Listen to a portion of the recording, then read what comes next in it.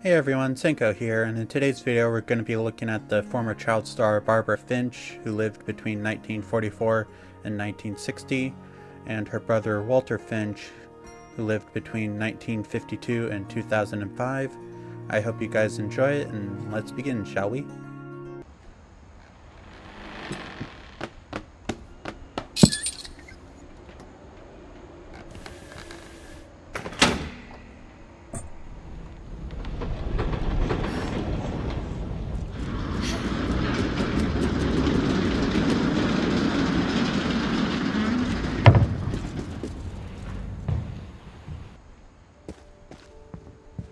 The passages were a pretty tight fit. They'd obviously been built for smaller hands and bellies.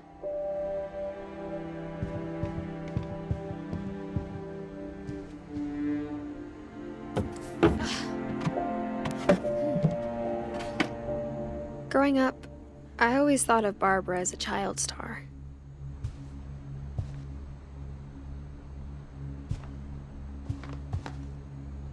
I never thought about how hard it must have been for her afterwards.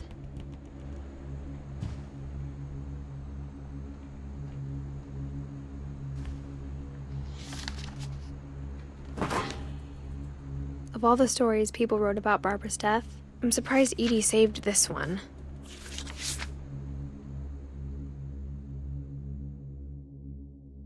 Old Jack here with another ghastly tale inspired by America's most unfortunate family.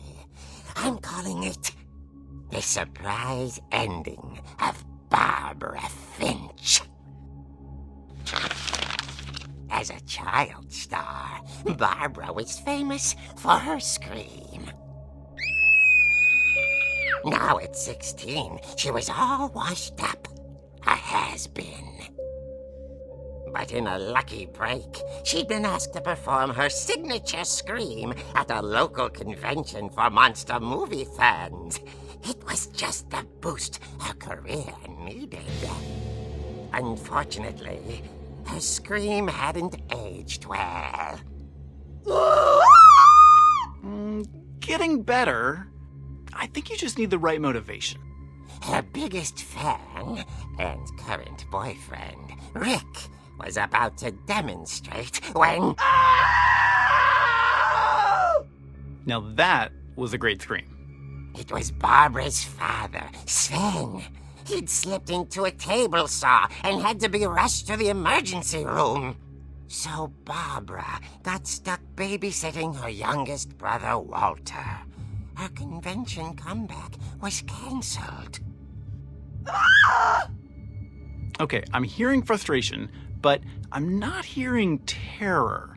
What if I tried... A gang of hoodlums in Halloween masks have been terrorizing Orcas Island tonight. Police are urging residents to...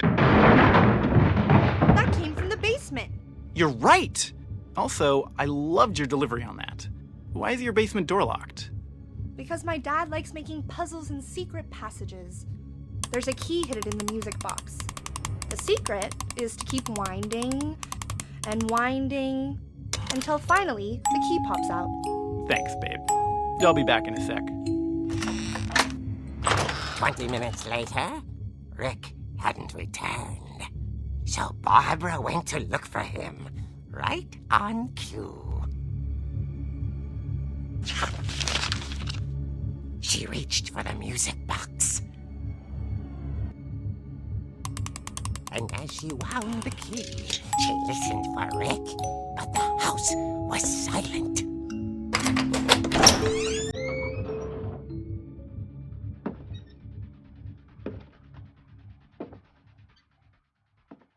She found Rick's crutch and imagined the worst.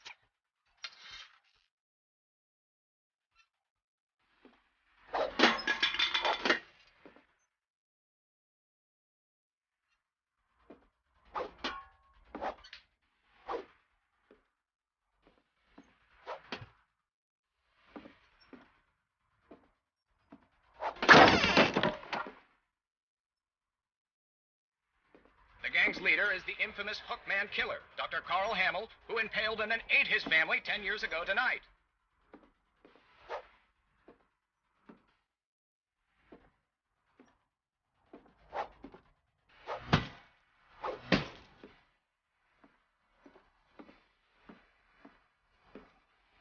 The old fridge rattled and grew still.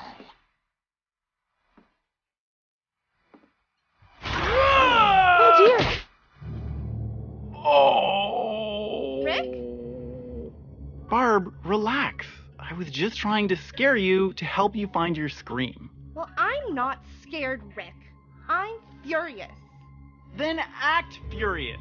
All I'm getting from you now is that you're hurt and confused and She threw him out, but she kept a little something to remember him by. Barb, have you seen my other crutch? And she was still holding it when she fell asleep watching the late picture show. Hours later... Barbara! Walter, what's going on up there? Ah! Okay, I'm coming up, but if this is a trick, you're dead, Walter.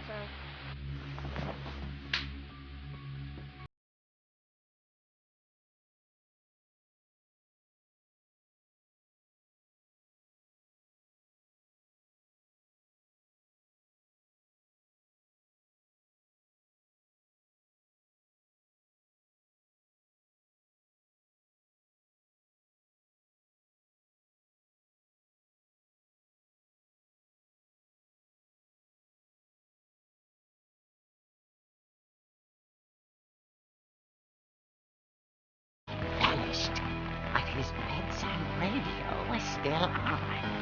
Orcas Island police describe the man as 6 feet tall, with a steel hook for a hand. Residents are urged to lock all doors and windows and notify the police of any suspicious activity. Barbara turned, saw the Hookman, and was speechless. He was quite smashing.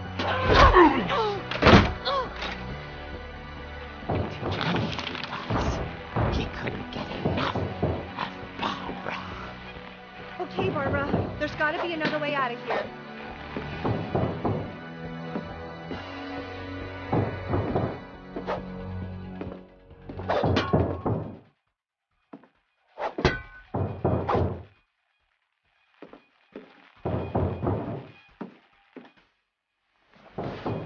That night, she played her part beautifully.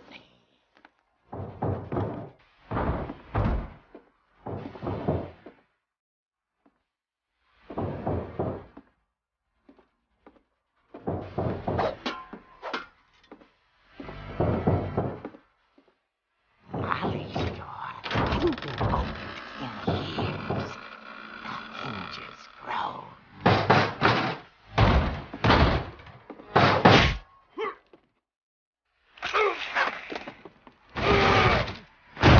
He wasn't moving, but she sensed the story might not be over yet.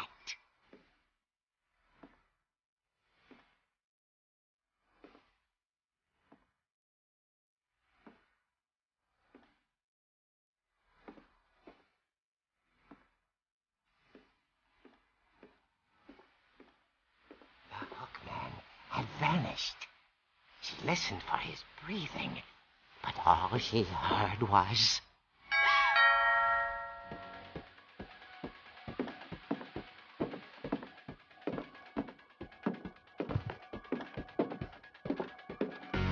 At the door, she heard whispering. It was coming from inside the house.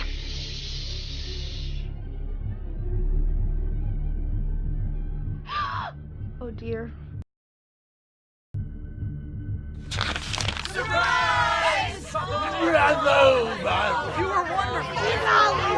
monsters had come to surprise her. For Barbara, it was a dream come true. Then she saw what kind of monsters they were, and she realized what was about to happen. She was going to be famous.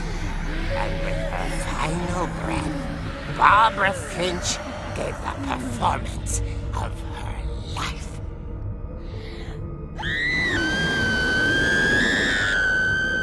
I wasn't there myself, but I hear Barbara was magnificent. Poor girl. She had a taste for stardom. But unfortunately, so did her fans. Of course, the police blamed it all on poor Rick, who disappeared the same night. And little Walter? Hiding under his bed the whole time. He took it all pretty hard, but that's another story. As for Barbara, tucked inside the music box is all they ever found of her. Her ear. Now that's what I call a real eerie tale.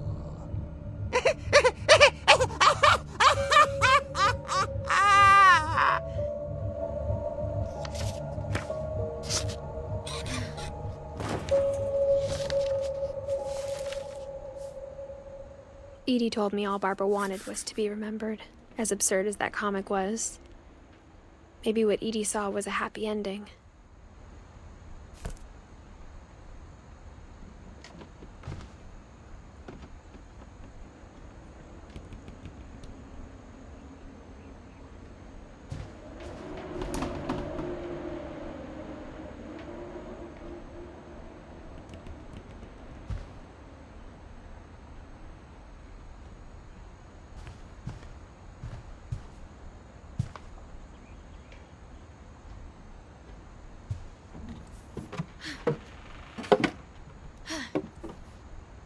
I guess now I know why Mom didn't like me playing with the music box.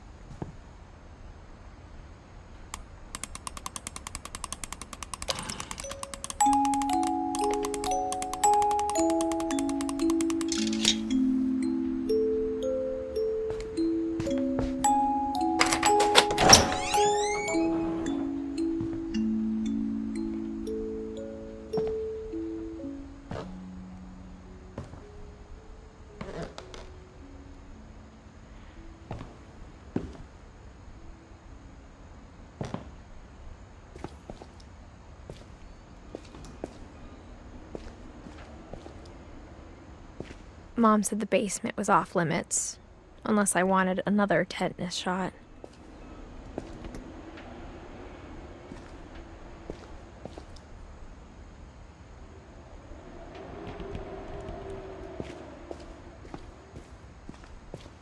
I saw Edie sneak down to the basement once, carrying packages. I thought maybe she was hiding presents.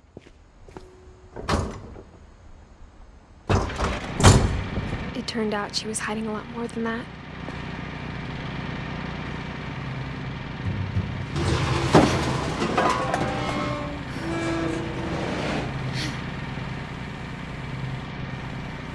I remember asking Mom once about where Walter had gone. She said after Barbara died, he got as far away as he could.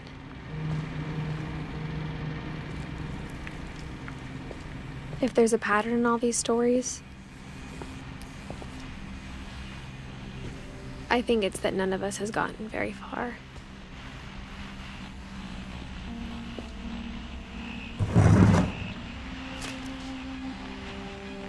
Goodbye, everyone. I can't believe I've been down here for 30 years.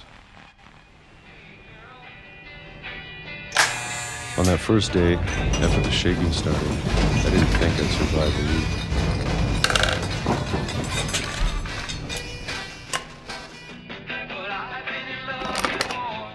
But after a few days, I settled into a routine. That's what kept me sane.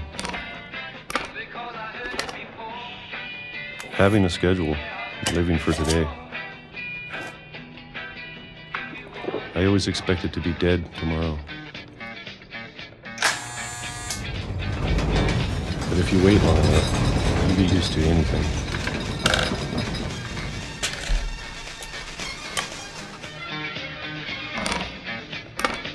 Even a monster on the other side of the door starts to feel normal. Almost friendly.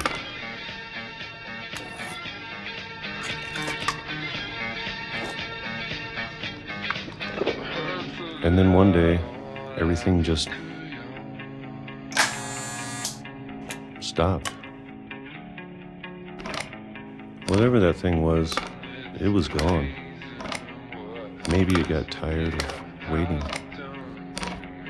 Or maybe I just got tired of being afraid.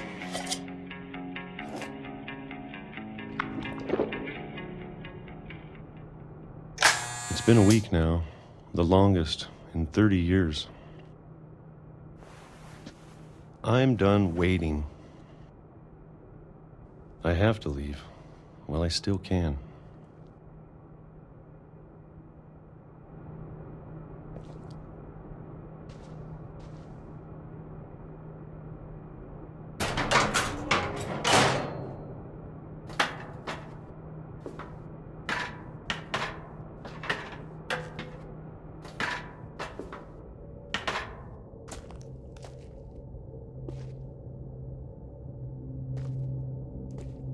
I know it's out there, somewhere. Whatever killed Barbara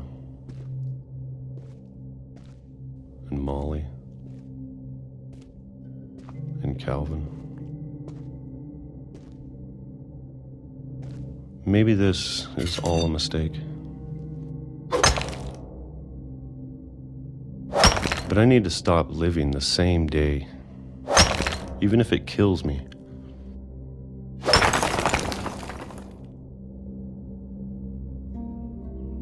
Whatever's out there, I want you to know I'm ready for it.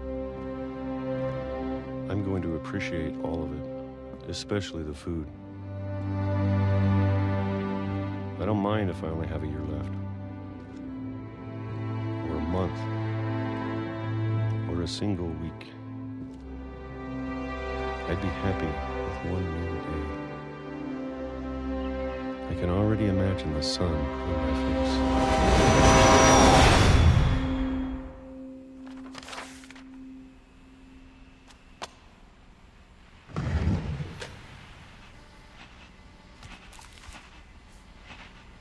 Walter died when I was 6. I can't believe my mom never told me he was down here.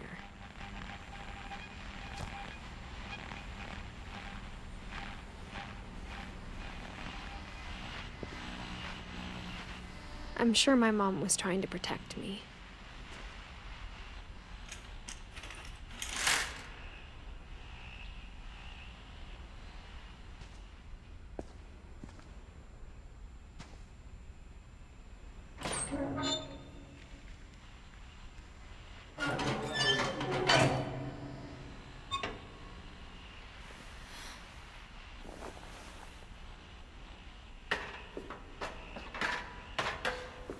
Maybe she was afraid I'd end up like Walter.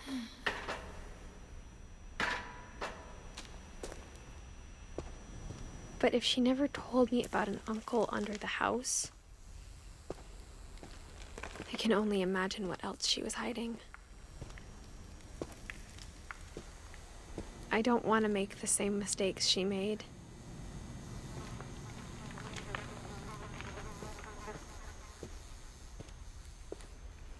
Trying to bury something that's still alive.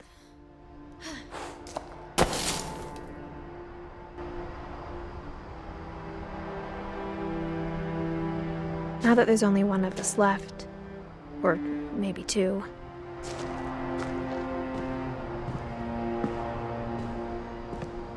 I thought it was time I heard the stories for myself and found out what happened to everyone else. But now I'm worried the stories themselves might be the problem. Maybe we believed so much in a family curse, we made it real.